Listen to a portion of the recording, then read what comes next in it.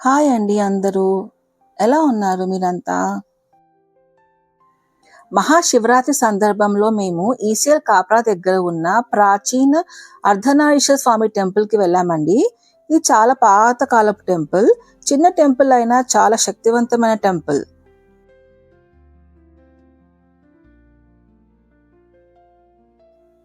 ఈ ఆలయం అర్ధనారీశ్వర స్వామికి సంబంధించిన టెంపుల్. ఇక్కడ శివుడు మరియు పార్వతీదేవి కలిసి ఒకే మూర్తిలో కనబడతారు. పురుష శక్తి మరియు స్త్రీ శక్తి ఒకటే అని చూపించే దివ్యమైన స్వరూపం ఇది. టెంపుల్ ఎంటర్ అవుతూనే మనకి ముందుగా కనిపించేది ఆంజనేయ స్వామి వారు. ఆ స్వామిని చూడగానే మనకు ఒక స్ట్రాంగ్, ఒక ధైర్యం, ఒక పవర్ఫుల్ ఫీలింగ్ వచ్చేస్తుందండి. It's really a very powerful temple. Anjaneya Swami పక్కనే అర్ధనారీశ్వర స్వామి టెంపుల్. ఇందాక మనం చూసాం కదండి స్టార్టింగ్లో. టెంపుల్కి లెఫ్ట్ సైడ్లోనే ఎంట్రన్స్లోనే ఒక ప్రాచీన మహాశివలింగం ఉందండి. చాలా పాత, చాలా పవిత్రమైన లింగం. మహాశివరాత్రి సందర్భంగా మేమందరము భక్తితో శివలింగానికి అభిషేకం చేశాము.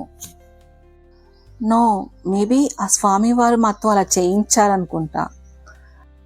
పాలు, పెరుగు, నీరు, బిల్వపత్రాలతో అభిషేకం చేశాక we all had an inner peace. Yeah, it was really a blessed day. Mahashivratri రోజు ఫస్ట్ టైం ఈ ఆలయంకి వెళ్ళడం మాకు చాలా అదృష్టంగా అనిపించిందండి. ఆ దర్శనం, ఆ అభిషేకం మా హృదయంలో చాలా సంతోషం నింపాయి. It was real a blessed day for us. Right సైడ్లో ఒక శిలా రూపంలో హనుమాన్ స్వామి ఉన్నారండి. ఆయన పక్కనే సుబ్రహ్మణ్య స్వామి విగ్రహం కూడా ఉంది. టెంపుల్ చిన్నదైనా అక్కడ ప్రతి చోట ఒక మంచి శక్తి అనిపించింది. మీరు కూడా ఒకసారి ఈసీఎల్ కాప్రా విలేజ్ దగ్గర ఉన్న ఈ ఓల్డెస్ట్ పవర్ఫుల్ అర్ధనారీశ్వర స్వామి టెంపుల్కి వచ్చి దర్శనం చేసుకోండి. You will really feel that vibes.